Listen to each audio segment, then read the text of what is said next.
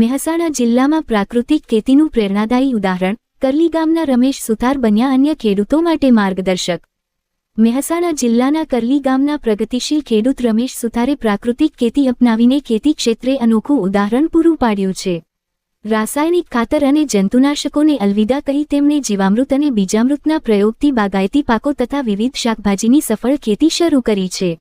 રમેશ સુથાર માત્ર પોતે જ સફળ થયા નથી, પરંતુ ખેડૂત ઉત્પાદક સંગઠન FPO મારફતે અન્ય ખેડૂતોને પણ પ્રાકૃતિક ખેતી તરફ પ્રેરિત કરી રહ્યા છે।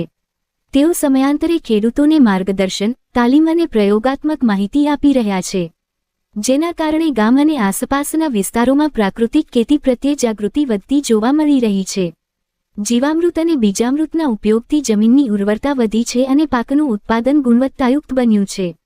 સાથે જ ખેતી ખર્ચમાં નોંધપાત્ર ઘટાડો થતાં તેમની આવકમાં પણ વધારો થયો છે। હાલમાં રમેશ સુથાર પ્રાકૃતિક ખેતી દ્વારા દર વર્ષે અંદાજે 4 રૂપિયાથી 5 રૂપિયા લાખની આવક મેળવી રહ્યા છે।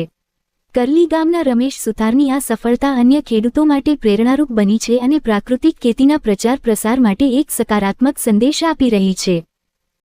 પૈયા મિક્સ બધું બાગાયતીમાં અંદર મિક્સ ઇન્ટરક્રોપિંગમાં મેં આદુ, હળદર, સુરણ, કોબી, ફુલેવર, ગાજર, મૂળા, બીટ, ધાણા, લસણ, ડુંગળી જેવા પાકોનું વાવેતર કર્યું। બીજા ખેતરમાં મેં વરિયાળી, દિવેલા, યલો મસ્ટર્ડ એટલે પીળા સરસવ દરેક પાકોનું વાવેતર કરી મારું અત્યારે સફળ મેં મારું મોડલ બનાવ્યું છે।